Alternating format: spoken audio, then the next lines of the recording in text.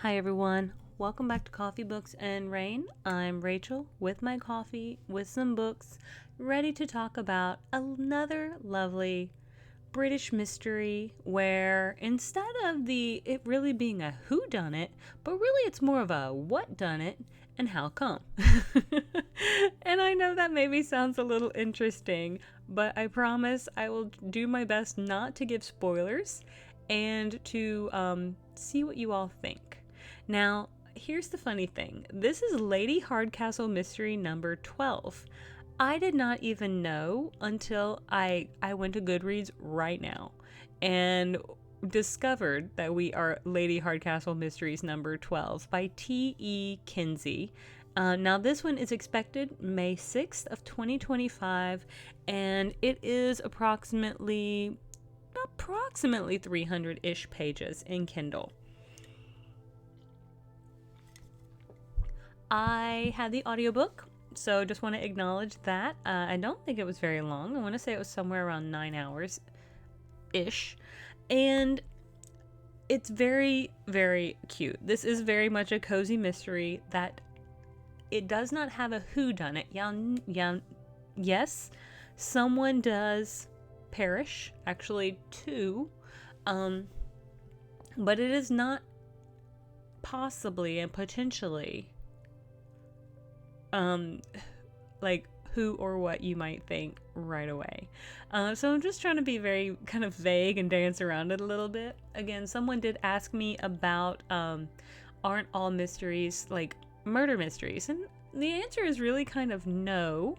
I think some of the better ones are, but I love when they're not. I love when it's a mystery that doesn't always have to have a whodunit, like to solve the murder sort of thing. I like when it's just like a locked door mystery, like missing jewels or kidnapped person or kidnapped dog or something like that. I like when they're different. But let's dive in. They're used to solving murders, but until now the killer has always been human. October 1912, inhabitants of Littleton Cotterell emerged from their homes after a week of torrential storms to the gruesome news that one of theirs, Sid Hyde, if I could ever learn to read, Sid Hyde's prize sheep has been mauled to death. As rumors abound of a vicious beast stalking the Gloucestershire countryside in search of prey, Lady Hardcastle and her fearless lady's maid, Florence Armstrong, set out to find what is surely a rational explanation. Then Hyde himself is brutally killed in a similar attack, and the villagers go from curious to terrified. Littleton Cotterell isn't exactly unaccustomed to murders, but a ferocious animal capable of tearing a man to shreds? That's entirely different. When another man dies and a third is injured, it's clear that whatever is behind the attacks needs to be caught and fast. But the villagers really seeing what they think they are? Is there actually a beast on the loose, or is what's out there something more sinister and much, much more human? Question mark, question mark. It is considered historical fiction, cozy mystery, historical mystery. Again, like I said, apparently this is book 12 of this series that I didn't even realize. I will possibly be diving into more of these books because I really had a great time with this. I honestly think I listened to it in 1.5 sittings. And I say half sitting because when like a half sitting for me is just like a couple hours working out or like working out and doing housework. And I'll do both of those. Like I'll work out and then I'll do housework, or vice versa. I'll do housework and then I'll get a workout in. And usually I'll have an audiobook playing, and that's what this was. I did do some reading yesterday while I was also in the office because we just had a little bit of a slow moment of Friday, which is always welcome. And anyway, super cute book. It seems as though the very first one in the series is A Quiet Life in the Country, followed by the other 10-ish until we get to this one. And again, this is a series that I am interested in picking up more of. Sometimes I do, sometimes I don't. Sometimes I will go on thriftbooks.com and see what sort of deals I can get to add a couple to cart. I like when I have a couple free credits available. I think I should probably be having at least 1 or 2 free credits in the near future. Now, this book is still getting some very good reviews. It's still pretty high up there because the mystery it weaves is fairly fun.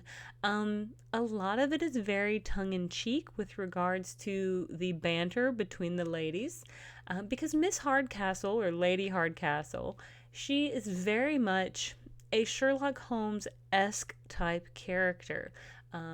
She's maybe the one who, and it's so funny because at one point in the book they talked about this 44-year-old widow, and they made her seem so old, and I was like, oh my gosh, I am like not that far from 44. I certainly hope I'm a little bit a ways, but not that far away. I'm not a widow, but I am a divorcee. But oh my gosh, they made it sound like she was like about to be knocking on like the gates of heaven. Like they just made it seem like she was 1 foot closer to the grave. So I was a little offended / scared because I don't know. Again, this is like 1912 in the British countryside. So of course you probably have ladies who are like in their walking dresses and parasols and things of that nature, and they have been like living in this little house. They've been living in this house that the family moved to India and let Lady Hardcastle and Miss Florence Armstrong live in the house, of course, like renting it. And in this particular book, they do have the opportunity to potentially buy it should they want to. So it does seem as though the family has decided to settle in India and maybe go ahead and sell off their estate that was in Littleton, Cotterell.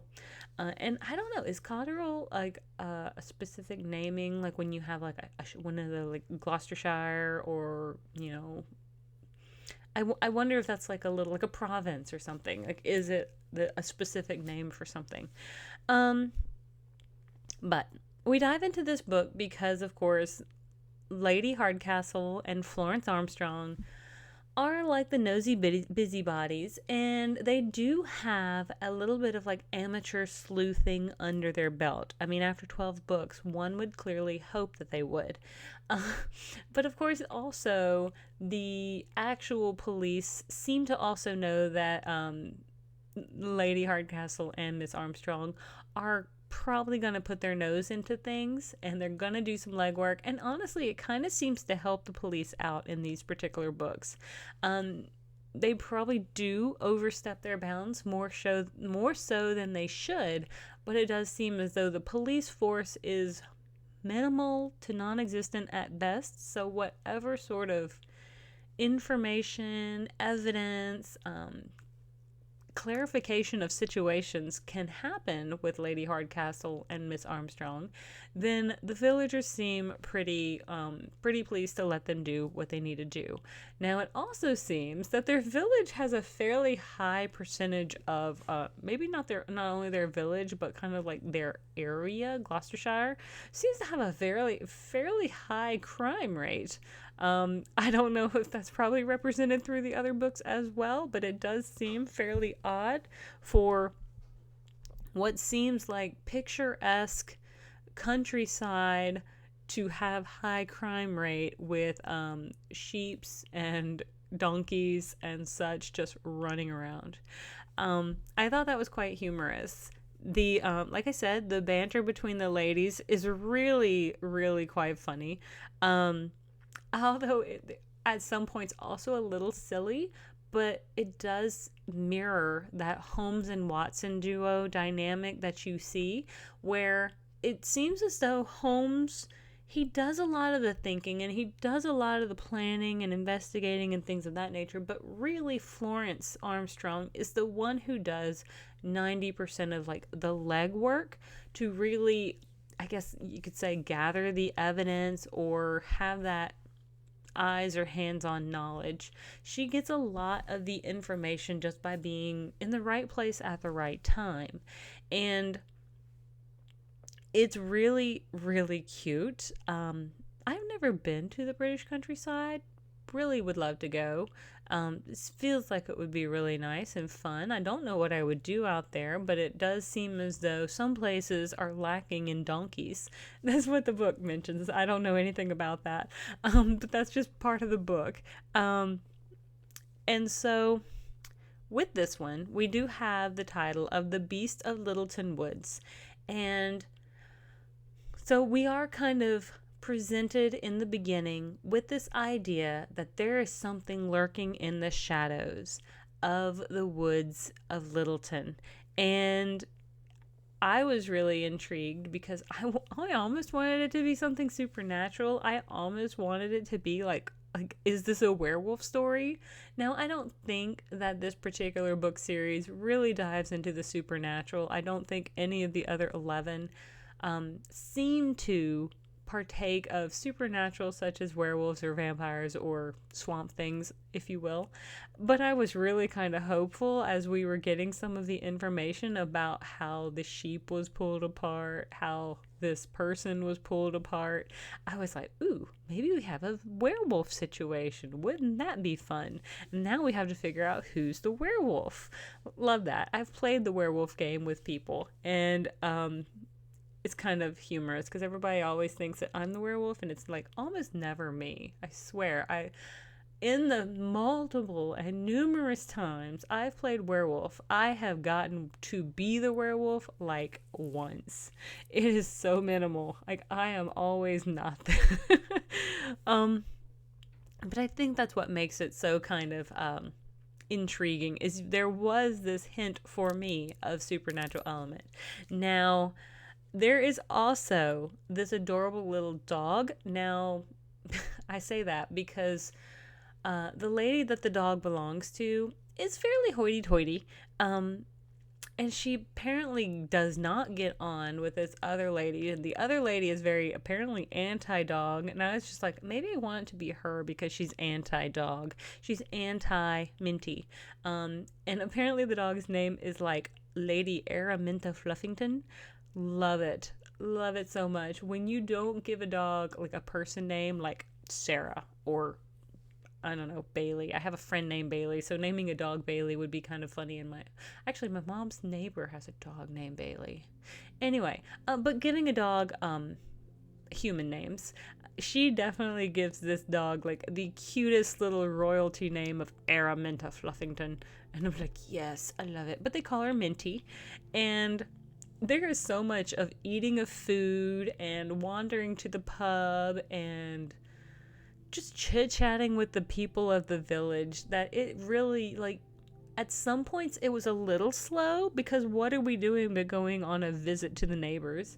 Now, there are a couple other smaller mysteries involved, and one of my favorite animals makes an appearance in this book. It is so cute. And I'm really on the fence whether I want to tell you. Like, I don't feel like that's... No, I mean, I will tell you. Okay. So, going ahead, we're like 14 minutes into this. The barmaid, Daisy, she seems to have seen a rat mixed with a kangaroo in the alley.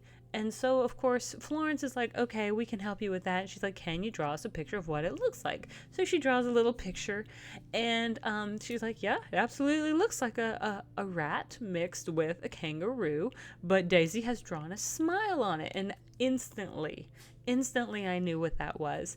It's like in my car as I was going somewhere earlier today, while I was finishing it. And I was like, it's a quokka. And if you don't know what a quokka is, then I definitely hope that you will Google it, because it is the cutest animal in my personal thoughts. It's one of my favorite animals, and it has a little smile on its face. But the question does become, what is a quokka from Australia doing in the English countryside, hanging out near the pub. Now they do capture her because it's a little her, and they give her a name. They treat her very well, and she's cozy and happy until she goes missing. But just kind of wanted to give that little nugget of information because it was so cute. When that moment happened, I was thrilled. Like, honestly, thrilled. I won't give it 5 stars for that, but dang it, I was pretty close to giving it 5 stars just for mentioning a quokka in this book. But I think I'm going to try to leave it there because I don't want to spoil anything about the mystery or the murder. We do have a couple, what I would say, little bit of red herrings. Some things that some people think it's one thing, some people think it's other things. I'm not going to talk about what it is unless you go pick it up. And with all of that being said, I want to thank you so much for tuning in. If you have not liked and subscribed already, I certainly hope you will. And thank you for joining me on this journey. I will see you all on the next page. Have a great one. Bye.